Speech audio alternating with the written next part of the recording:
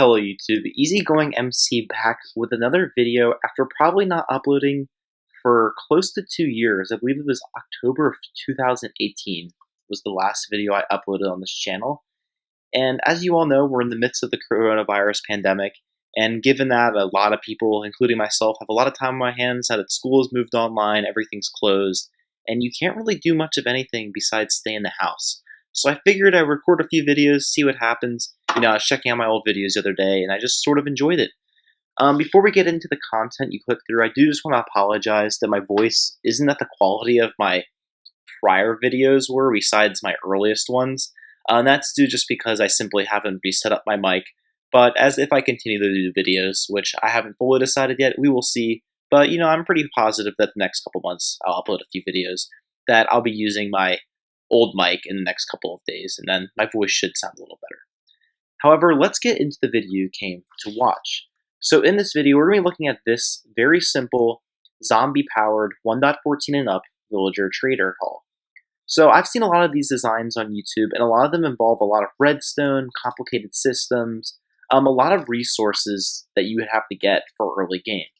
So I decided on my survival world that given the fact that villagers now, you don't really need to cycle through them, as you can technically get every single trade from a librarian, say, as long as you grind that out enough, which I'll show you how that works in just a second, if you don't already know, that you only really need to put a villager in place once. So I decided to make this very bare bones design that still gives you that functionality to cure your villagers so that you're able to get those discounts, which you should see once that guy's cures. But let's get into how this design works. So essentially, this guy just healed. You drop this guy right here. Eventually, sometimes it takes a second for the pathfinding to work. We can drop all of these cells until it happens. So a quick relog caused the zombies to work. I just cut out the few seconds I was waiting. We actually had this one despawn because I didn't name tag them, but that issue is solved. That's just because I didn't technically build this design right. However, if you have a name tag, there's no risk of them despawning. You can simply heal them. That one's already healing. I just don't have sounds on. That one's healing as well. You can tell by it shaking. And this one's healing too. So once this happens, they're all healed up, and then their discounts will eventually show through.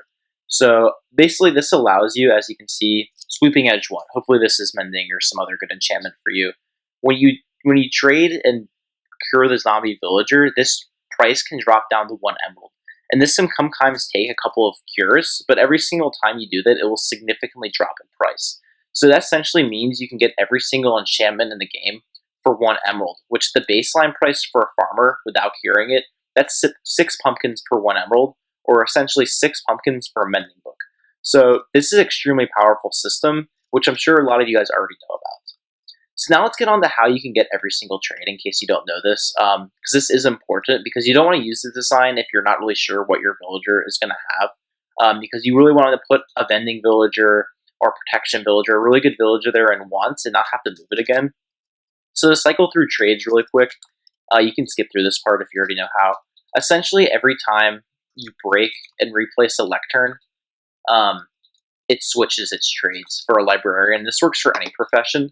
So as you can see, its trades are switching every single time. And if you want to lock a trade, so let's say we really, really want sharpness 4, what you would do is you just basically would trade it. So this would lock it. So if we broke this, now it's locked. Do keep in mind you do need this for it to be able to restock, but it's not going to lose its trades at that point. So that's how you would get through to another thing.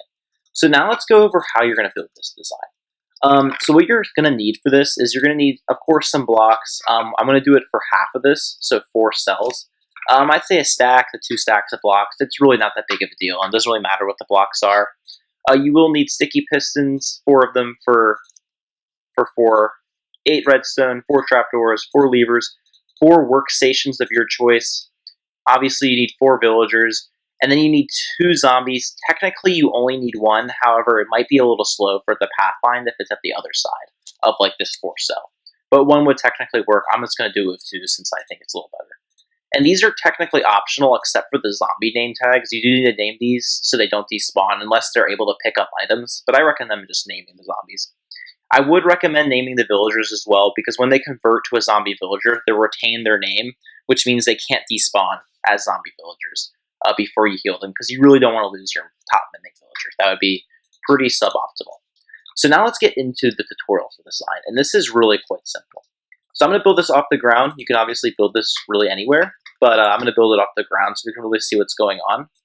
So the first thing I would do is place your 4 pistons. These are also some temporary blocks, just for me to help me place, like so. And then place 2 blocks leading into every single piston, like so. And then just 2 redstone going into every single piston. So that's basically the bulk of the redstone done. So it's really quite a simple design.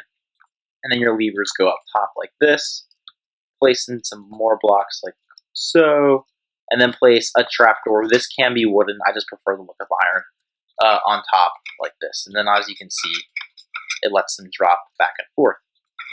So next what I'm going to do is we're going to build up the place where the zombie goes. So first place 2 blocks right here, just to start, at the edge of every single piston. Then place a row of blocks like so. And then what you want to do is just basically build up this wall. I suggest lighting this just so like any other monsters can't technically spawn back in there and just get in the way of your farm. And then just build up, you want 2 blocks and then a roof for your zombie like this. Place 1 more block here, 2 more blocks up in fact, like so. And one thing I did forget to mention in the original thing is you do need some slabs, which it'll just help you get your villagers into place later on. So place a top half slab like this just to give your villager a little extra room so it's a bit easier to get in. And then you can just fill in this blocks for looking to do it. So next step is I'd fill in this so you have some space to walk around in survival. And now we're going to put our villagers in. So this farm is already basically done. I put these too low. My apologies. So 1 more block up. There we go. Of course, I made an error on my first video back. Yes, so just like this. They'll drop now. There's plenty of room for a villager in there. You just got to work and be able to push it into place. So the one drawback of this design, which I will admit, is definitely apparent, is you do have to go through the task of manually putting every single villager in. But as I already talked about, considering the fact you're only going to have to do this once for every villager, and quite frankly, I don't even think you need the zombie capability for 90% of the librarians. On my personal survival world, I have 8 with this capability. So it's really not too much effort to do, especially if you have experience of working with villagers. So I wouldn't stress out too much about it. But anyways, I'll show you how to do that. I recommend having a water bucket handy. And basically, you push like the minecart in here into this kind of space. Right here, you block it off, you break it. Hopefully, you can just push the villager in like that, and then place a lectern, and then do that like so. And hopefully, it's that easy. If you need to, let me show you real quick a different way. I'd also recommend doing it if you need to. Say this villager is just not going in, like this guy's kind of moving the other way. You can place and use a water bucket like so, and then kind of just like place your lectern in, get your water bucket back, and then replace the lever, and then bring it back up. So that's basically how I'd get your villagers. That's definitely probably the easiest way. I'm just going to go ahead and use creative to do these easy. Now I'd go ahead and I'd really recommend naming all of these guys. They can't despawn. All the trades should be locked already. Maybe I'll build a villager sorter next and show you guys how to do that in a future design. And now punch back in here, and this will probably be the hardest part. I have to replace some torches.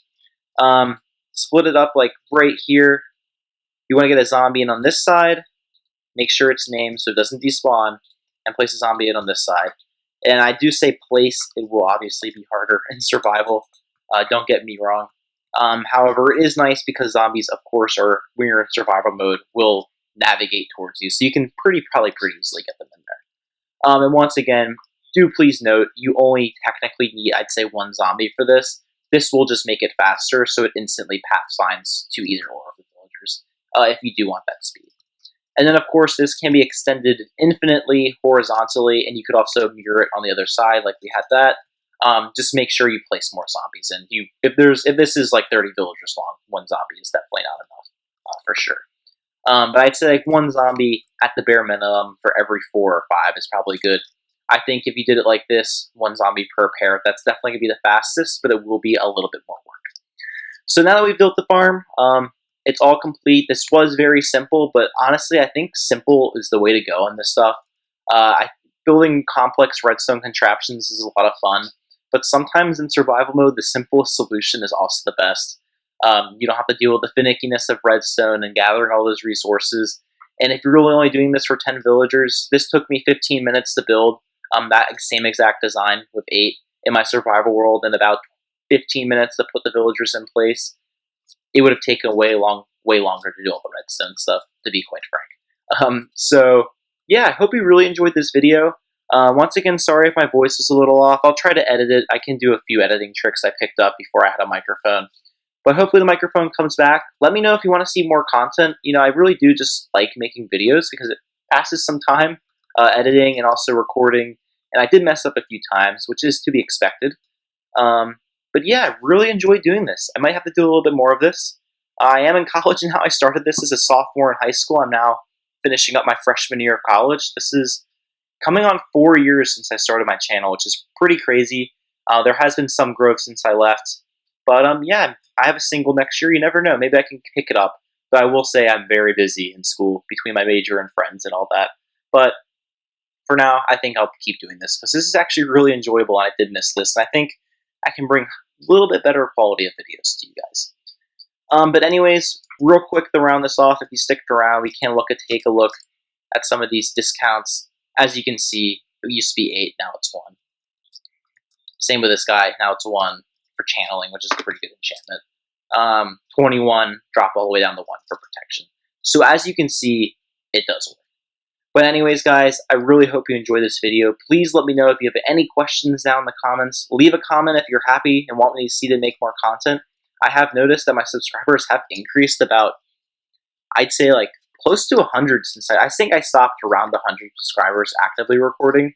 And now I have like 215, which is pretty good considering I haven't uploaded a video in a year and a half. I'm pretty proud of that. And it's also been, I've just been sort of catching up, looking at comments and seeing the views of the AFK gas farm just rise up, which is probably one of the simplest farms I uploaded. So hopefully this one does well too. But I'll start waffling on. I'm sure people are gonna mention that or dislike the video because I talked a lot. But you know, it's just been a while. All right. Well, I'll see you guys later. Have a lot of fun recording this. I hope you enjoyed the design. I guess please subscribe, like if you really want to. I'm not super concerned about that at the moment. But yeah, I don't think this is going to become a professional type of thing, obviously. But yeah, all right. See you guys later in the next video. I think I might start a Let's Play, so keep your eyes out for that.